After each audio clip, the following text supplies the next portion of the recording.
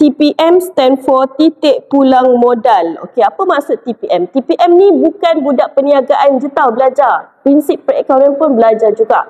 Okey, tengok. Yang pertama, adakah ia kaedah yang digunakan untuk menentukan keuntungan yang diperoleh perniagaan? Salah, dia bukan untuk kira untung. Okey, B, kaedah yang digunakan untuk menentukan penggunaan bahan mentah. Bukan.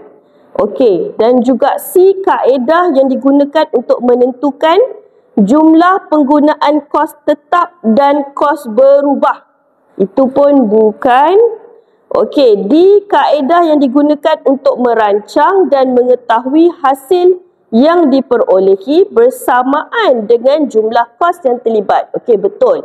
Di mana jumlah hasil mesti sama dengan jumlah kos. So, TPM ni adalah salah satu kaedah yang kita gunakan untuk tahu berapa banyak barang yang kita kena hasilkan supaya kita tak rugi dan juga tak untung.